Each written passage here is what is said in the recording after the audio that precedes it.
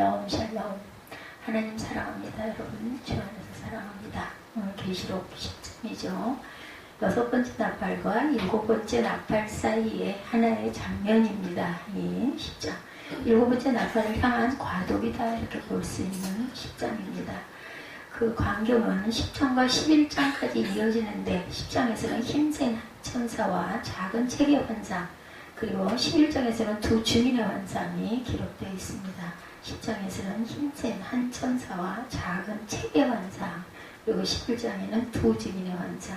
힘센 다른 천사가 등장하죠. 10장에 내가 또 보니 힘센 다른 천사가 구름을 입고 하늘에서 내려오는데 그 머리 위에 무지개가 있고 그 얼굴은 해같고 그 발은 불기둥 같다. 이것은 힘센 한 천사가 하늘에서 내려오는 모습이다. 6번째 나팔이 울린 후에 큰 살육의 환상이 있고 나서 요한은 또 다른 특이한 광경을 보게 됩니다. 그 모양을 보니 구름을 입고 머리 위에 무지개가 있고 얼굴은 해 같으며 그 발은 불기둥 같고 손에 펴놓은 작은 책 들고 있더라. 2절에 그 손에 펴놓은 작은 두루마리를 들고 오른발은 바다를 밟고 왼발은 땅을 밟고 사자가 부르짖는 것까지 큰 소리로 외치니 그가 외칠 때 7 무리가 그 소리를 바라더라. 그렇게 말하고 있습니다. 이 힘센 다른 천사는 그리스도 자신이거나 아니면 미가엘이나 가브리엘 등 천사장을 의미하는 것으로 보이죠. 오른발은 바다를 밟고 왼발은 땅을 밟고 사자에 부르짖는 것까지 큰 소리로 외치니 외칠 때 7 무리가 소리를 바란다. 이 천사는 세상을 통치하는 권세를 가지고 있음이 분명해요. 가브리엘 천사 다니엘 8장 16절에 내가 들은즉 을레강 두 언덕 사이에 을레강 두 언덕 사이에서 사람의 목소리가 있어 외쳐 이르되 가브리엘아 이 환상을 이 사람에게 깨닫게 하라 하더니 미가엘 천사에 대해서는 다니엘 10장 13절입니다. 그런데 바사왕국의 군주가 20일 동안 나를 막았으므로 내가 거기 바사왕국의 왕들과 함께 머물러 있더니 가장 높은 군주 중 하나인 미가엘이 와서 나를 도와주므로 이렇게 말씀하고 있습니다.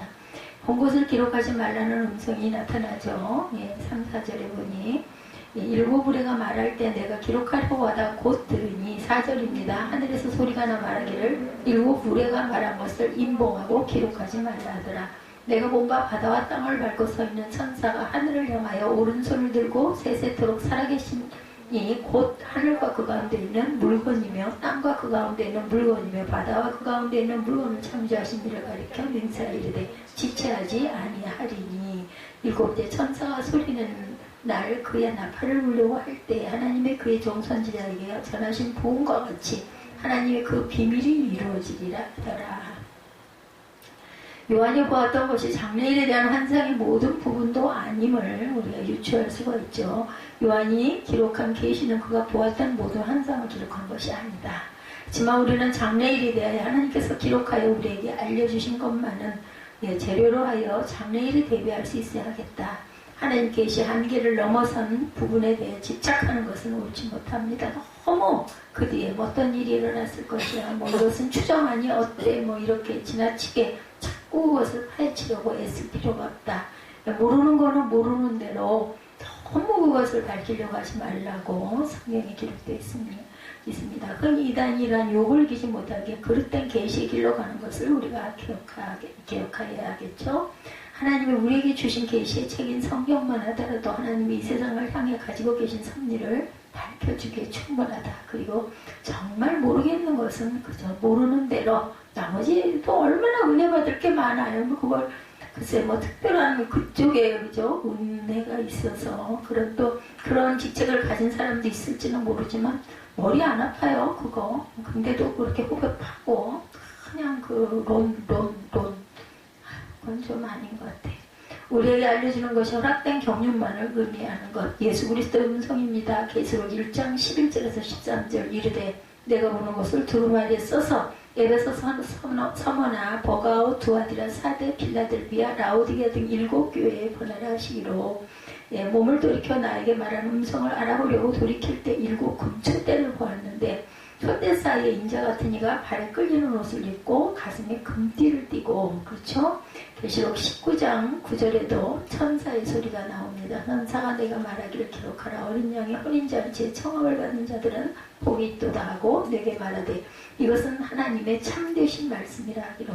힘센 천사의 맹세가 6절에 보니 세세토록 살아계시니 하늘과 그 가운데는 물건이며 땅과 그 가운데는 물건이며 바다와 그 가운데는 물건을 창조하신 이를 가리켜 맹세하 이르되 지체하지 아니하리니. 일곱 천사가 소리내는 날 그의 나팔을 불려고 할 때 하나님의 그의 종 선지자들에게 전하신 복음과 같이 하나님의 그 비밀이 이루어지리라 하더라. 요한이 보니 바다와 땅을 밟고 있던 천사는 하늘을 향해 오른손을 들고 맹세하는 거죠. 세세토록 살아계신 자곧 하늘과 그 가운데 있는 물건이며 땅과 그 가운데 있는 물건이며 바다와 그 가운데 있는 물건을 창조하신 이를 가리켜 맹세하여 가로되 지체하지 아니하리니. 일곱 번째 천사가 소리내는 날 그 나팔을 불게 될 때 하나님의 비밀이 그 선지자에게 전하신 복음과 같이 이루리라. 7절이죠. 이것은 다니엘 12장 6절의 내용을 배경으로 한 것으로 천사가 일곱째 나팔을 불게 되면 지체하지 않고 하나님의 비밀이 성취될 것을 강조합니다. 여기서 하나님의 비밀이란 세상의 마지막에 이루어질 하나님의 섭리와 경륜을 가리킨다. 일곱째 나팔과 접하여 시작되는 일곱 대접의 환난들을 통해 구체화될 거죠. 창조 사역에서 천사의 역할입니다. 욥기 38장 7절에 그때 새벽별들이 기뻐 노래하며 하나님의 아들들이 다 기뻐 소리를 질렀느니라. 그리스도의 재림과 천사의 역할 마태복음 13장 41절에 증거합니다. 인자가 그 천사들을 보내리니 그들이 그 나라에서 모두 넘어지게 하는 것과 또 불법을 행하는 자들을 가두어내었다. 이렇게 말하고 있습니다. 자들을 거두어내어 교두어내어.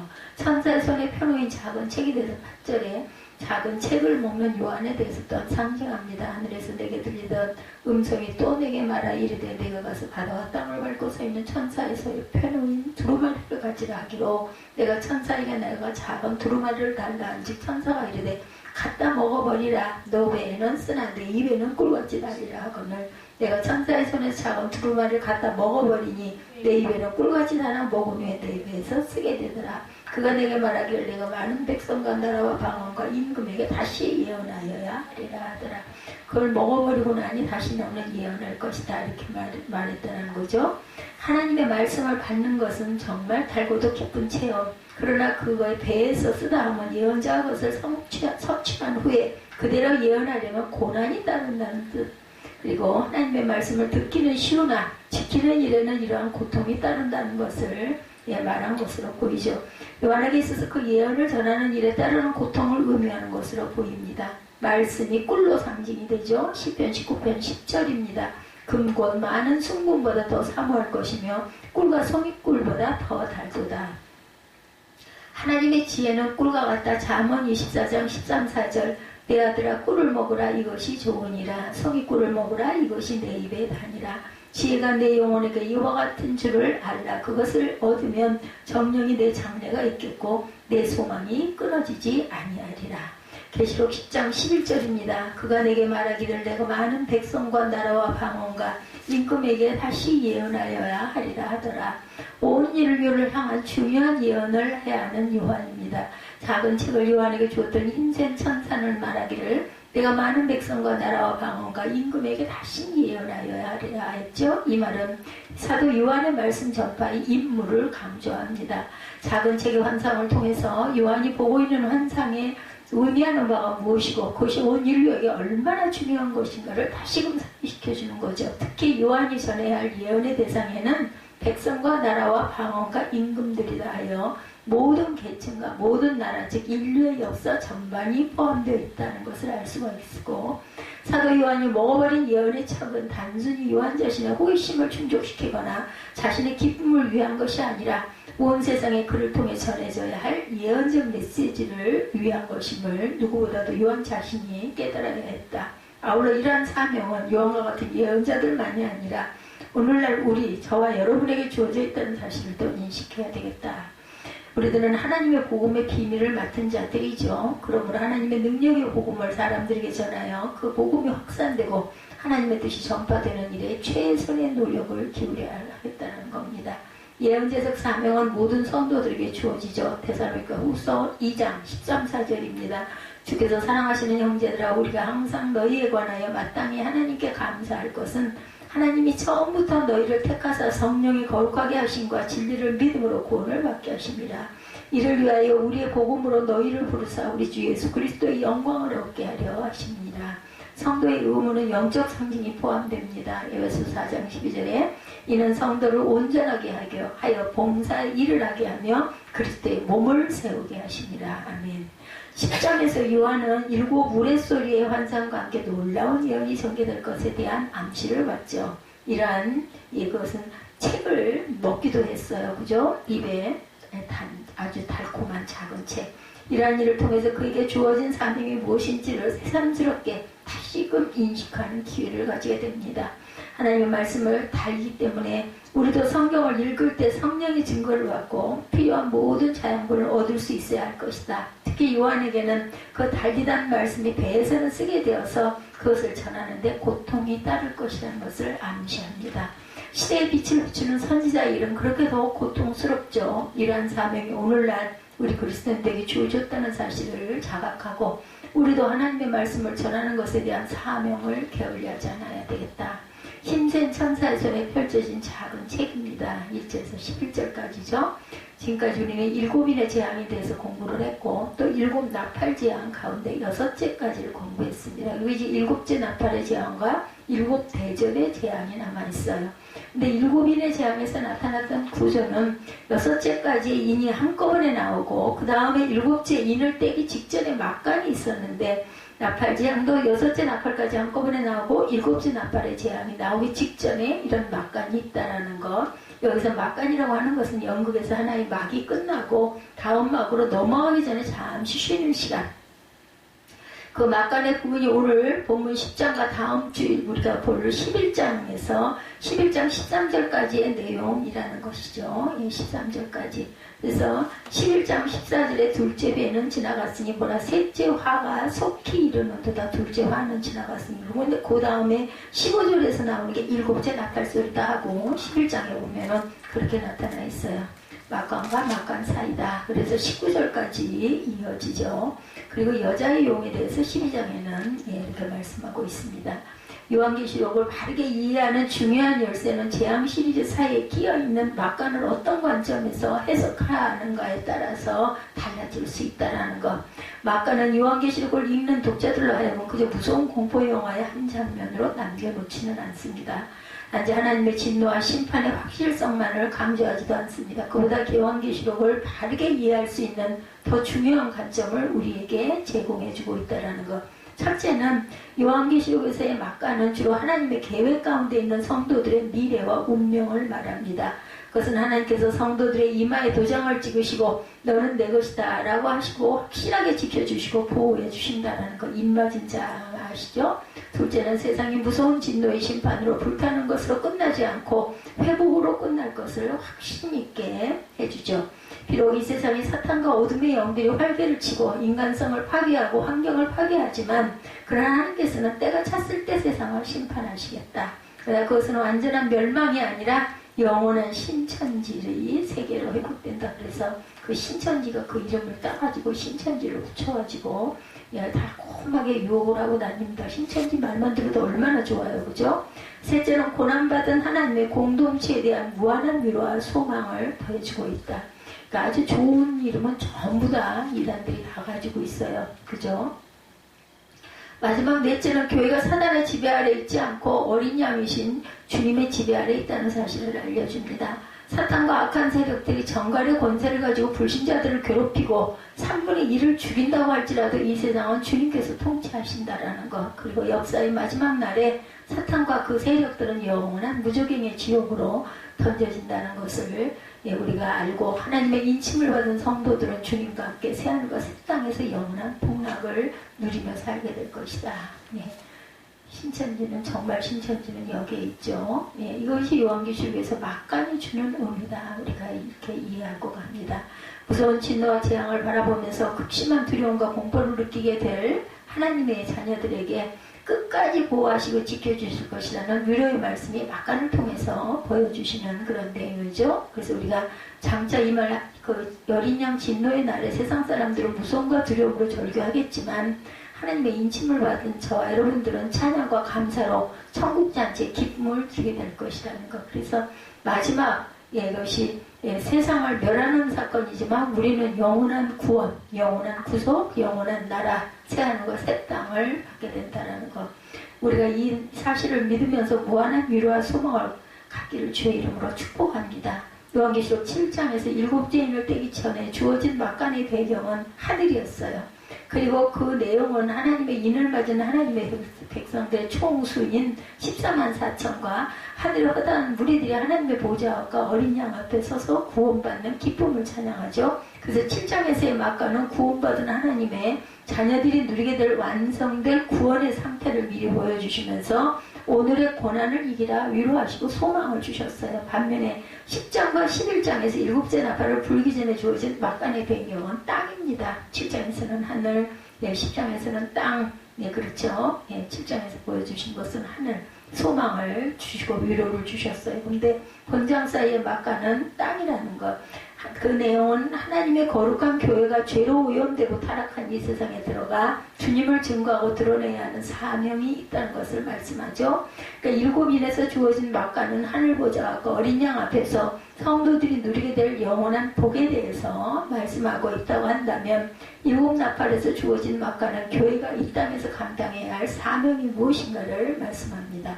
우리가 이러한 구조를 머릿속에 담고 있으면서 본문의 말씀을 함께 살펴봅니다. 지금까지 사도 요한은 첫째부터 넷째 나팔 재앙까지 해서 이 땅의 환경이 파괴되는 계시를 받았어요. 그리고 다섯째 천사가 나팔을 부니까 밑바닥이 보이지 않는 무저갱에서 정갈의 권세와 같은 권세를 받은 황충들로 상징되는 귀신들이 올라와서 하나님의 인을 받지 않은 불신자들을 극심하게 괴롭히는 장면을 보게 됩니다. 귀신들의 괴롭힘이 너무 고통스러워서 사람들이 죽기를 구해도 죽지를 못한다고 했어요. 우리는 이 장면만을 봐도 무시무시하죠. 그냥 좀 고통이 없으면 얼마나 그죠 좋겠어요. 근데 그게 내 마음대로 안 된다. 근데 여섯째 천사가 나팔을 부니까 결박된 네 천사를 놓아주는데 이 약한 천사들이 무수한 마병들을 함께 하나님의 인을 맞지 않은 불신자들의 3분의 1을 처참하게 죽이죠. 더구나 독수리에 의해서 예고된 여섯째 화가 아직도 남아있습니다. 이런 끔찍하고도 무서운 장면을 보고 있는 요한과 이 책을 읽게 된 독자들의 반응을 한번 생각해 보시기 바랍니다. 비록 직접적인 재앙을 당하지 않는다 해도 말할 수 없는 두려움과 공포감에 빠지지 않을 수 없겠죠. 상상만 해도 무섭죠. 그런데 이 순간 사도 요한은 힘센 천사가 구름을 입고 하늘에서 내려오는 장면을 봅니다. 여기에서 한 힘센 천사는 하나님의 자녀들을 보호하고 하나님의 말씀이 하나님의 백성들 가운데 굳건히 보존될 수 있도록 사역하는 임무를 맡은 천사다. 뿐만 아니라 힘센 천사는 하나님의 심판이 임박했음을 알리는 중요한 사명을 띠고 있기도 합니다.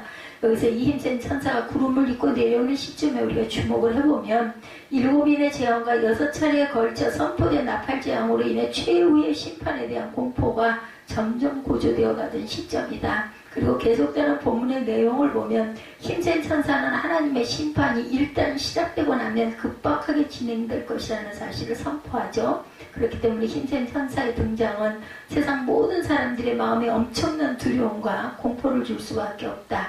이마에 하나님의 인침을 받은 성도들은 힘센 천사의 모습에서 두려움과 공포가 아니라 위로와 소망을 가져야겠다. 그 이유는 힘센 천사의 머리 위에 돌려져 있는 무지개입니다. 사도 요한은 구름을 입고 하늘에서 내려오는 힘센 천사의 머리 위에 무지개가 있다. 여기서 무지개는 하나님께서 노아와 맺은 언약의 징표로 하나님의 자비를 나타내죠. 죄악이 완영하던 시절에 하나님께서 폐역한 인간들을 대홍수를 심판하셨어요.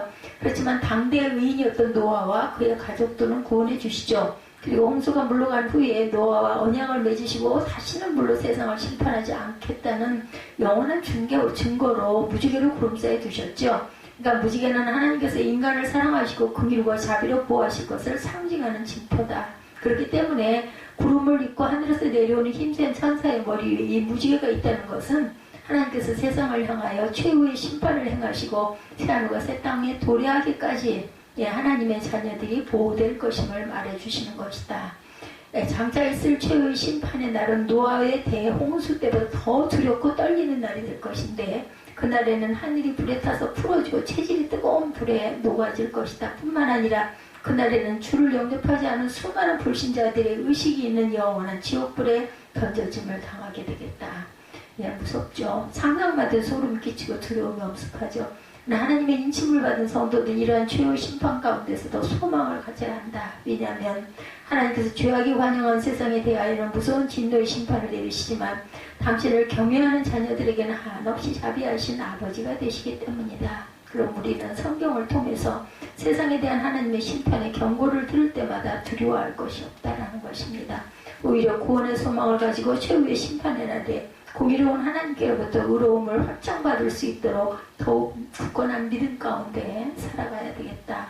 구름에 쌓여 하늘로부터 땅으로 내려오는 이 힘센 천사의 장면을 한번 상상해 보시기 바랍니다.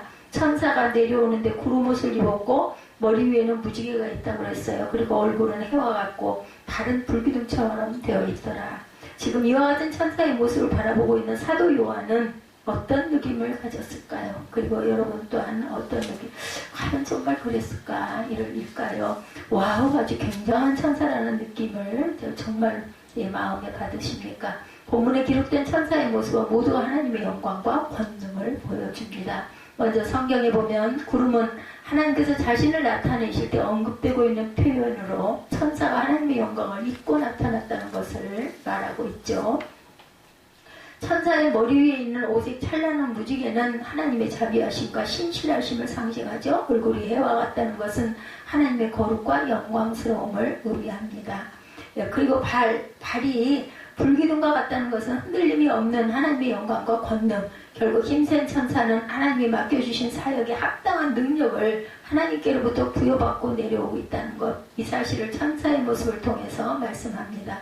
천사에게 주어진 하나님의 은혜는 당신의 일을 감당하는 모든 성도들에게 주어진다는 것. 왜냐하면 하나님은 당신의 사역자들이 세상으로부터 모욕과 핍박으로 쓰러지기를 원하지 않기 때문이다. 오히려 그 어떤 누구도 감히 넘보지 못할 영광과 능력으로 가득 채워주셨죠. 그렇기 때문에 마지막 때 우리들에게 맡겨주신 사명으로 인하여 두려워하거나 좌절하지 마시기 바랍니다. 하나님의 일을 하면서 고통과 핍박이 증가한다고 해서 좌절하는 것은 있을 수가 없는 일인데 하나님께서 우리에게 그런 도전들을 능히 이기고도 남을 만큼의 충분한 능력을 부어주셨어요. 그렇기 때문에 도망가거나 좌절하지 말고 내게 능력 주시는 자 안에서 넉넉히 승리할 수 있는 저와 여러분들이 되시기를 축복합니다. 그리고 계속 보면 위험찬 모습을 한 힘센 천사의 손에는 요한이 한 입에 삼킬 수 있을 정도로 작은 책이 들려져 있다. 본문 2절과 3절에 그 손에 펴놓은 작은 두리마리를 들고 그 오른발은 바다를 밟고 왼발은 땅을 밟고 사자가 부르짖는 것까지 큰 소리로 외치니 그가 외칠 때 일곱 부레가 그 소리를 내어 말하더라. 구름옷을 입고 머리 위에 무지개가 둘러쳐 있고 얼굴은 해와 같이 빛나고 양쪽 발이 불기둥과 같은 힘센 천사의 손에는 펼쳐진 작은 책이 있고 오른발은 바다를 밟고 왼발은 땅을 밟고 아주 대단한 존재죠. 요한계시록은 묵시문학이라고 해요. 묵시문학은 많은 상징들을 사용하고 있습니다. 그렇기 때문에 상징들을 어떻게 해석하느냐 하는 것은 굉장히 중요하죠. 여기서 오른발은 바다를 밟고 왼발은 땅을 밟고 있다는 것은 실제적으로 천사가 그렇게 바다 땅을 밟고 있다는 뜻이 아니라 힘센 천사가 온 세상을 하나님의 뜻으로 심판할 만한 힘과 능력을 부여받은 존재라는 사실을 상징적으로 나타내고 있습니다. 이것을 놓고 신천지에서는 바다를 멸망자와 그 교인들이라 하고 땅은 배도한 금초 때의 그 장막 성도들이라 이렇게 얘기를 합니다. 한마디로 말해서 바다와 땅은 전통교회에 속한 성도들이라는 것. 그래서 힘센 천사가 바다와 땅을 밟고 있듯이 요한계시록의 사건을 보고들은 증인 있는 약속한 그 새 목자이고 새 요한인 이만희가 바다와 땅에 속한 전통교회 성도들을 심판한다 이렇게 주장한다고 그러네요. 누가 들어도 잘못된 가르침이죠.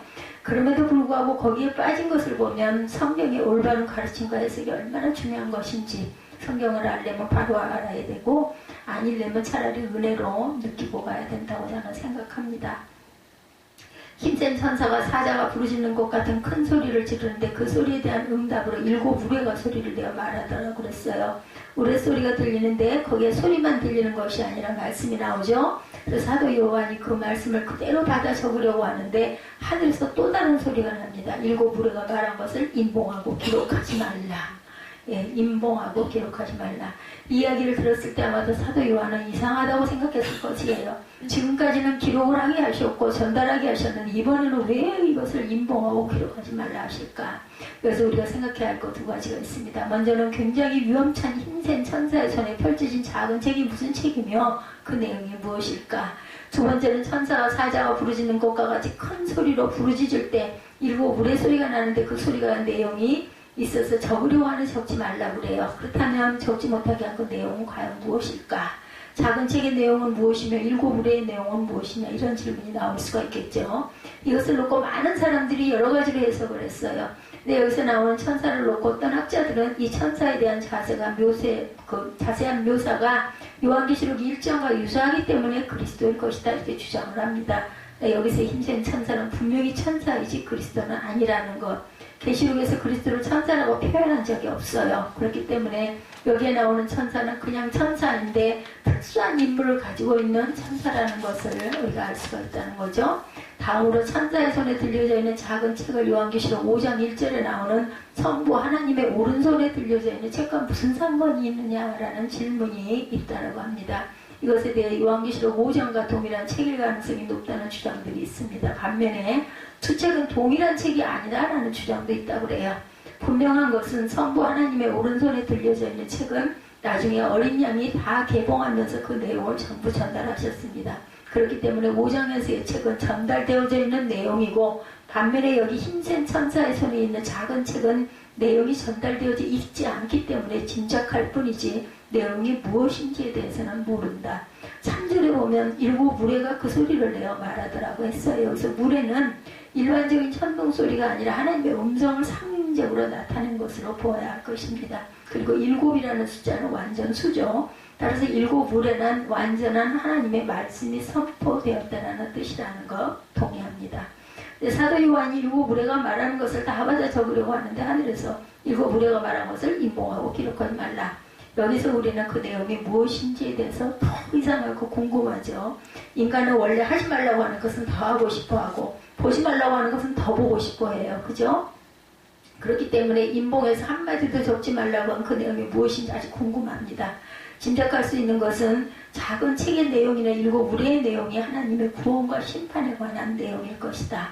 어디까지나 짐작할 수 있을 뿐이지 구체적으로 그 속에 무엇이 들어있느냐 하는 건 몰라요. 여기서 우리가 받을 수 있는 교훈은 하나님의 계획 속에는 우리가 알 수 있는 것만 있는 것이 아니라 모르는 것도 있다는 것. 그러니까 알 만큼만 알면 되고 모르는 걸 해집어 꼬집어 파가지고 이상하게 그것을 퍼뜨리고 전할 필요가 없다는 것. 실장 하나님의 계획 속에는 우리가 모르는 것이 더 훨씬 많습니다. 하나님과 하는 그 일에도 우리는 모르는 부분도 투성이죠. 하물며 무한하신 하나님의 전하시는 일을 유한한 우리 인간들이 어떻게 다 할 수 있겠는가. 이것을 잊지 않고 하나님 주시는 은혜만큼만 은혜를 받아도 그죠? 우리 생명이 다하는 날까지 받고 받아도 다 못할 정도의 그 은혜라는 것을 잊지 않는 저와 여러분들이 되시기 때문에 그렇게 가야 합니다. 여기 나오는 천사는 그냥 천사인데 특수한 인물을 가지고 있는 천사라는 것. 다음으로 천사의 손에 들려져 있는 작은 책은 요한계시록 5장 1절에 나오는 성부 하나님의 오른손에 들려져 있는 책과는 무슨 상관이 있느냐. 이것에 대한 계시록 5장과 동일한 책일 가능성이 높다는 주장들이 많습니다. 7 우레가 그 소리를 내어 말하더라. 여기서 우레는 일반적인 천둥소리가 아니라 하나님의 음성을 상징적으로 나타냈다는 것을 잊지 않는 저와 여러분들이 되시기를 주님의 이름으로 축복합니다. 오늘 말씀 굉장히 상징적이고 이해하기 어려운, 그리고 과연 이런 일들이 일어날 수 있을까 이런 마음이 들기도 하지만 어찌됐든 아주 중요한 부분이기 때문에 중간에 나오는 이 장을 이렇게 나타냈다는 것 정도로 알고 넘어가십시다.